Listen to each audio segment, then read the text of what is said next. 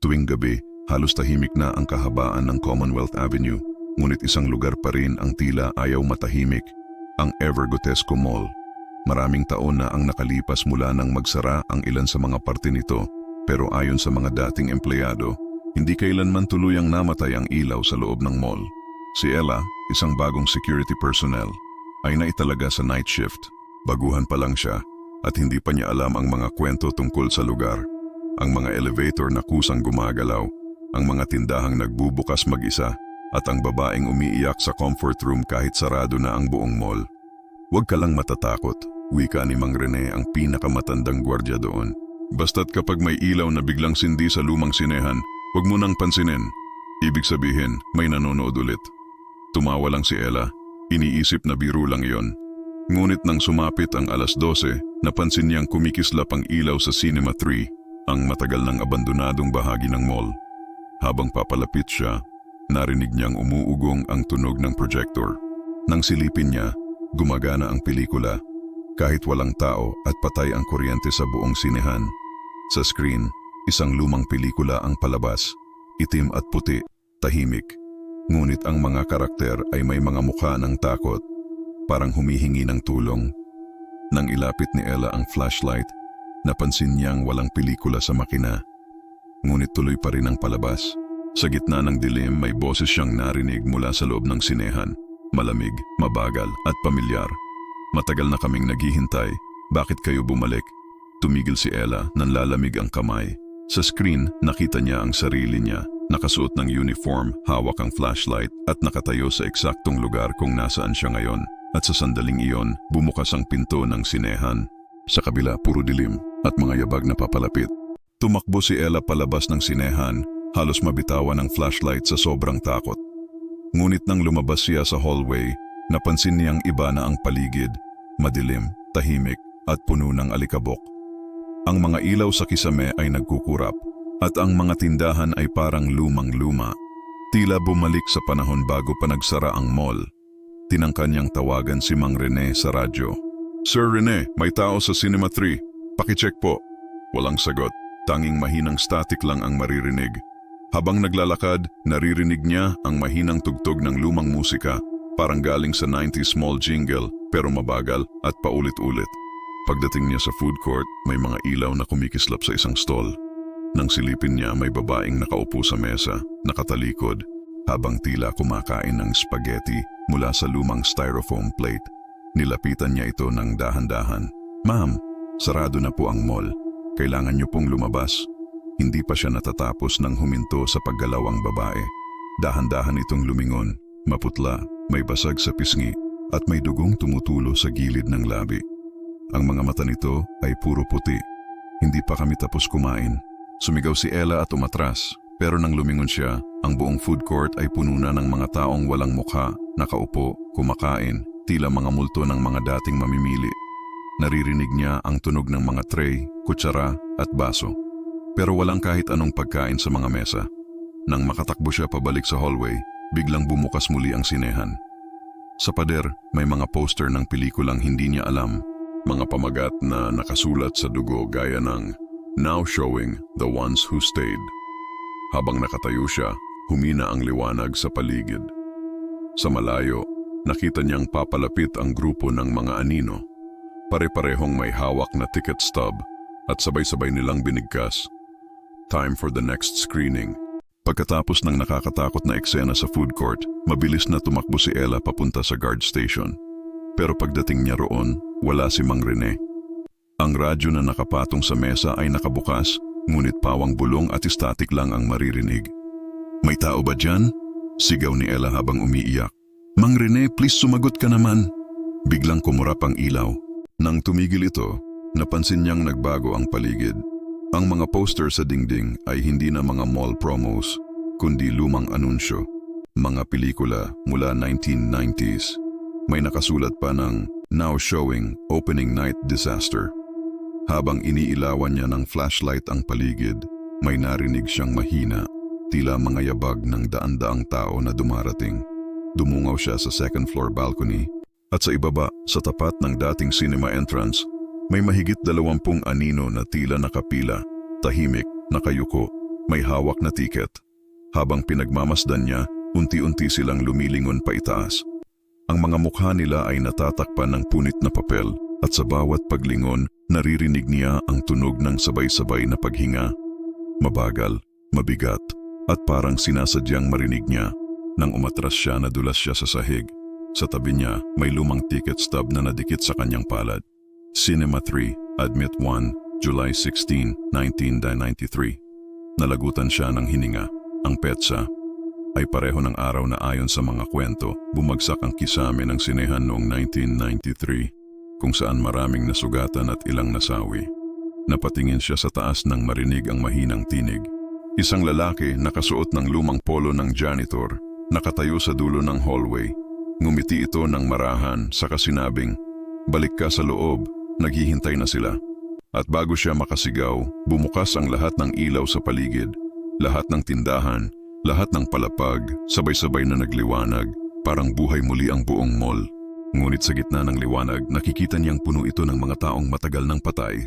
Nang muling bumalik ang ilaw sa buong mall, nanigas sa kinatatayuan si Ella. Ang dating madilim at tahimik na Evergotesco ay biglang nagmistulang buhay. May mga ilaw sa bawat tindahan, mga escalator na gumagana, at mga tunog ng mamimili. Pero habang nakamasid siya, napansin niyang may mali. Lahat ng tao ay walang mukha. Nagmamadali siyang umatras, pero biglang may humawak sa kanyang balikat. Paglingon niya, naroon pa rin ang janitor na nakita niya kanina. Ang lalaking nakaputing polo na luma at may nakasulat na name tag, R. Vergara. "Miss, hindi ka dapat nandito," malamig nitong sabi. "Matagal nang sarado ang mall na to, pero ako hindi pa makaalis." Hindi makapagsalita si Ella, nanginginig sa takot. Inabot sa kanya ng janitor ang isang kalawangin na susi. "Dalhin mo ito sa basement. Kung gusto mong makalabas, buksan mo ang pintong may pulang marka. Pero pag narinig mong tumawa ang mga bata, tumakbo ka. Huwag kang lilingon." Bago pa siya makasagot, naglaho ang lalaki na parang usok. Nanatili sa sahig ang badge nito. Maintenance Depth. Evergotesco, 1993. Dala ang susi, bumaba siya sa basement gamit ang emergency stairs. Habang pababa, lumalakas ang amoy ng lumang pintura at nasusunog na wire. Pagdating niya sa huling palapag, may mahinang tunog ng mga boses. Mga batang naglalaro, mga halakhak. Tagwan, tagu-tagwan, nanlamig si Ella. Lumapit siya sa isang pinto na may pulang marka ng kamay. Nanginginig ang kanyang kamay habang sinusubukan niyang ipasok ang susi. Ngunit bago niya ito maikot, may dumaan sa harap niya. Isang batang babae na duguan, may punit na damit at may hawak na lobo. "Ate, dito ba ang palabas?" tanong ng bata sabay ngiti. Ang nangiting iyon ay hindi ng bata. Ito ay nangangiti ng isang nilalang na hindi na dapat nandito. Bumukas mag-isa ang pinto at mula sa loob ay lumabas ang malamig na hangin na amoy lumang kuryente. At bago siya makatakbo, narinig niya ang mga batang boses na sabay-sabay bumulong. Hindi pa tapos ang palabas. Hawak pa rin ni Ella ang kalawangin na susi nang tuluyan nang bumukas ang pinto. Mula sa loob, lumabas ang malamig na hangin na parang humihigop ng liwanag sa paligid. Pumasok siya, nanginginig, ngunit alam niyang wala nang atrasan. Kailangan niyang malaman kung ano talaga ang nangyayari. Pagpasok niya, bumungad ang isang mahabang pasilyo na puno ng sirang tubo, lumang signage at pader na basang-basa. Sa dulo nito may kumikislap na pulang ilaw, parang emergency light na hindi namamatay kahit matagal nang walang kuryente. Habang naglalakad, naririnig niya ang mga mahinang boses na tila galing sa speaker system. "All employees please proceed to the lower level. All employees please proceed." Ngunit alam ni Ella, matagal nang wala ang mga empleyado rito. Pagdating niya sa dulo ng pasilyo, may isa pang pinto, kulay itim at may mga ukit ng mga pangalan. Lumapit siya at inilawan ito ng flashlight. Puro pangalan ng mga tao na hindi niya kilala. Pero sa ilalim, may isang pamilyar. R. Vergara, ang janitor.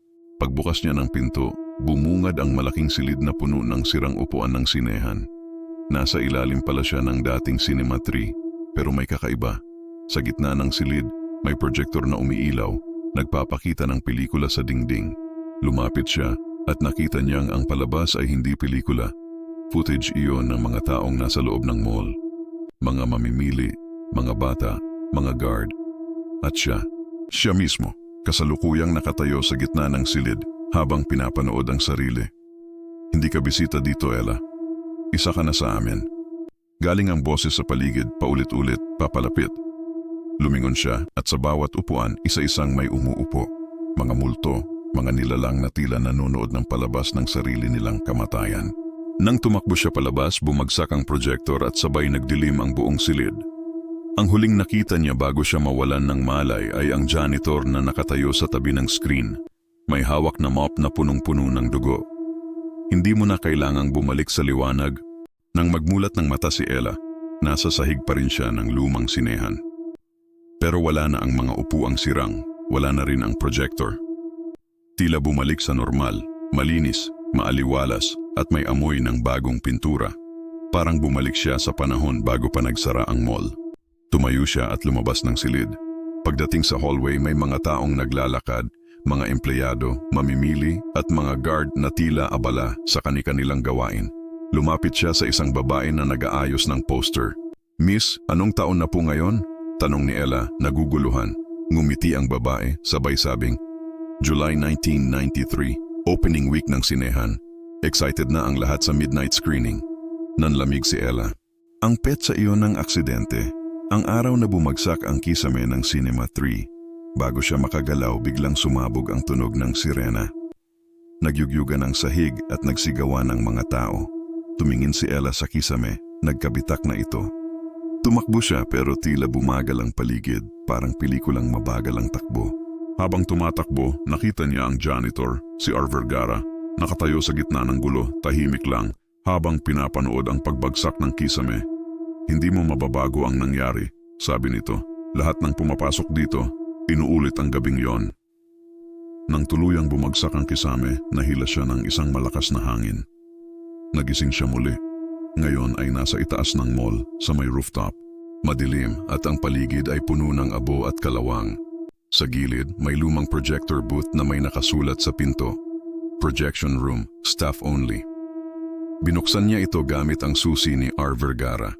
Sa loob, may reel film na umiikot mag-isa at sa bawat pag-ikot nito, nakikita niya sa screen ang mga mukha ng mga taong namatay noong 1993, kasama si R. Vergara at ang sarili niya.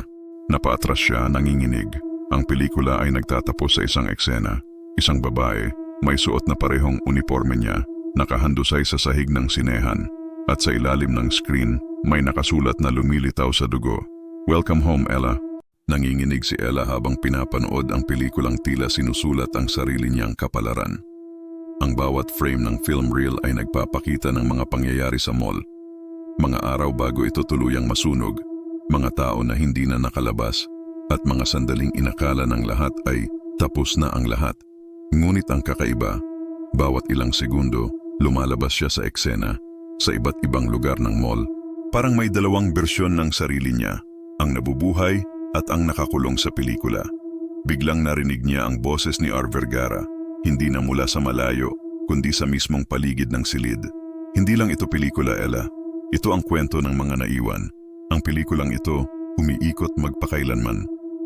At ang lahat ng makakakita nito, nagiging parte na ng pelikula." Pinilit ni Ella sirain ang film reel, ngunit sa tuwing hihilahin niya, ang tape ay muling nagdudugtong, parang laman na buhay. Mula sa projector, unti-unting lumalabas ang mga anyo ng mga dating empleyado, ang cashier, ang security guard, ang janitor, at mga mamimiling duguan. Lahat ay parang mga tauhan sa isang pelikulang paulit-ulit na pinapalabas. "Hindi ko kasalanan," sigaw ni Ella. "Wala akong kinalaman dito." Ngumiti si R. Vergara, lumalabas sa dilim, may dala pa ring map. "Lahat ng pumapasok dito ay may dahilan. Ang mall na ito ay hindi basta gusali. Ito ay isang alaala ng mga patay." Biglang bumukas ang pinto sa likod. May malakas na hangin na sumipsip sa kanya, hinila papunta sa projector. Habang pumapalag siya, narinig niyang bumalik ang mga halakhak ng mga bata mula sa basement. Ang paligid ay umikot at bago siya tuluyang makawala, nakita niya ang sarili niyang mukha sa pelikula. Ngumiti ito sa kabumulong. "Huli ka na, tayo na ang palabas." Nagsimulang gumalaw ang lahat ng multo sa paligid, sumasayaw na parang mga tauhan sa isang sinehan na walang katapusan. Ang projector ay nagliwanag ng todo at isang malaking flash ng liwanag ang lumamon kay Ella.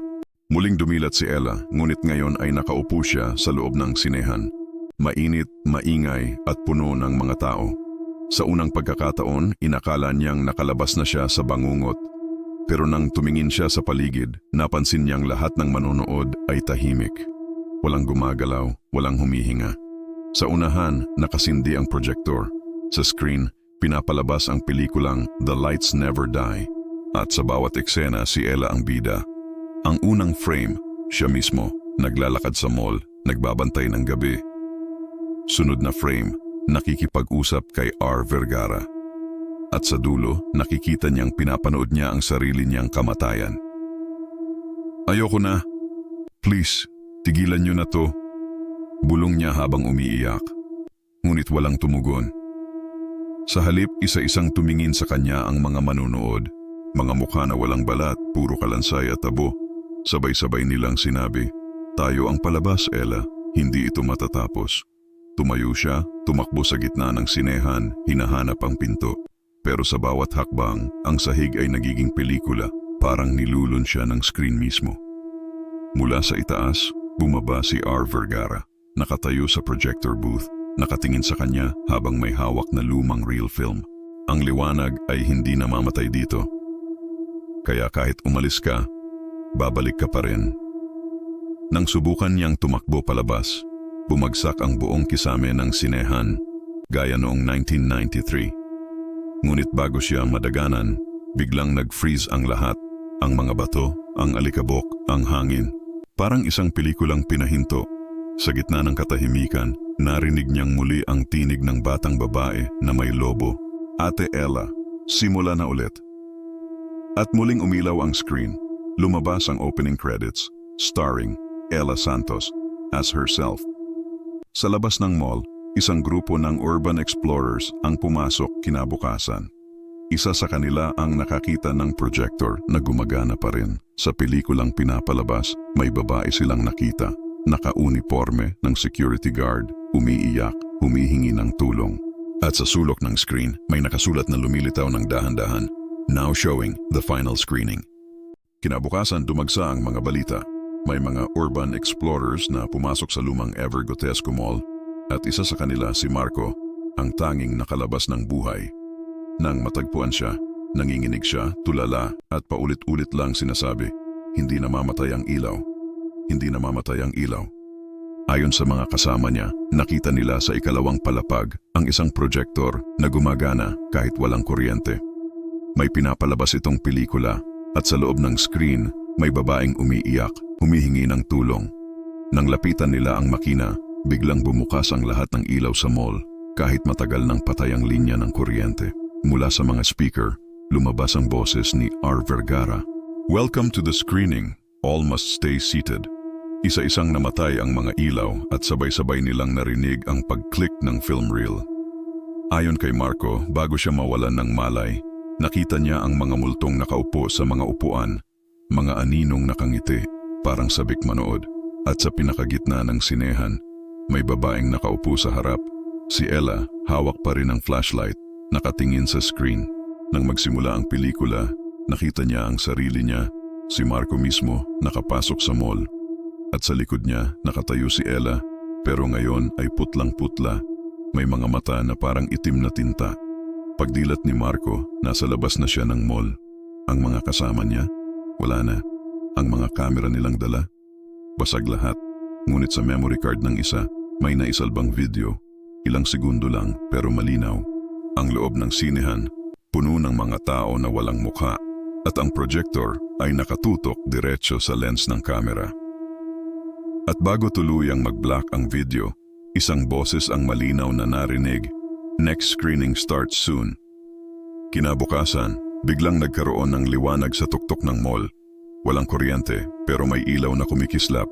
Mula sa mismong cinema tree, parang nag-aanyaya ng panibagong palabas. Lumipas ang ilang linggo matapos ang misteryosong pangyayari sa Evergotesco Commonwealth. Pansamantalang ipinagbawal ng lokal na pamahalaan ang pagpasok sa lugar, Ngunit gabi-gabi, may mga residente sa tapat ng mall na nagsasabing nakakakita ng mga ilaw sa loob. Parang may sinehan pa ring bukas. May projector na patuloy na nagpi-flash ng pelikula sa pader kahit sarado na ang gusali ng halos 2 dekada. Isang gabi, dumaan ang isang security team upang mag-imbestiga. 3 sila. Pagpasok nila sa main entrance, malamig na hangin agad ang sumalubong. Pag-on nila ng flashlight, nakita nila ang mga signage ng mall, frozen in time. Ang mga poster ng sinehan ay nakapaskil pa rin. Now showing, the lights never die. Habang iniikot nila ang lugar, napansin ng isa sa mga guard na may tunog mula sa taas. Parang may projector, sabi ng isa. Sumunod sila sa ingay, patungo sa Cinema 3. Pagbukas nila ng pinto, isang matinding liwanag ang bumungad sa kanila. Sa gitna ng liwanag, nakikita nila ang mga tao, nakaupo, nanonood, ngunit tahimik. At sa gitna ng sinehan, si Ella, nakaupo sa unahan, nakatingin sa screen, habang may hawak na lumang flashlight na nakailaw pa rin. Hindi pa tapos ang palabas, mahinang sabi nito. Marami pang gustong manood. Nang subukan nilang lapitan siya, biglang nagsara ang mga pinto. Nang sumigaw sila, walang lumabas na boses. At sa sandaling iyon, nagbukas ang projector at nagpakita ng bagong pelikula. 3 security guard nasa loob ng mall, parehong sitwasyon ng kasalukuyan. Isa sa kanila ang nagawang tumakbo palabas. Ngunit paglingon niya, wala na ang mall. Isang abandonadong gusali na walang ilaw, walang tunog, walang projector. Ngunit sa kanyang dibdib, nakakapit ang isang ticket stub na hindi niya alam kung saan galing. May nakasulat doon, Cinema 3, Admit 1, The Lights Never Die. At mula sa loob ng saradong gusali, muling nagliwanag ang isang projector beam at ang tunog ng pelikula ay muling narinig sa dilim. Now showing, forever. Maraming salamat sa panonood ng nakakakilabot na kwentong ito, mga Ghostmates. Kung nagustuhan mo ang ating kwento tungkol sa Evergotesco Commonwealth Mall, don't forget to like, share, and subscribe sa Ghostery. Ang tahanan ng mga true horror stories at kababalaghan na hango sa mga totoong pangyayari. I-click mo na rin ang notification bell para hindi mo ma-miss ang susunod nating mga kwentong kilabot na siguradong hindi mo mapapanood ng mag-isa. At syempre, kung gusto mo ng exclusive horror content, early access sa mga bagong episode, at behind-the-scenes stories ng ating mga kwento, magpa-member ka na sa YouTube channel ng Ghostery, support our growing horror family at maging parte ng mga Ghostmates Elite. Hanggang sa susunod, ako si Ghostery, at tandaan, sa bawat dilim, may kwentong naghihintay.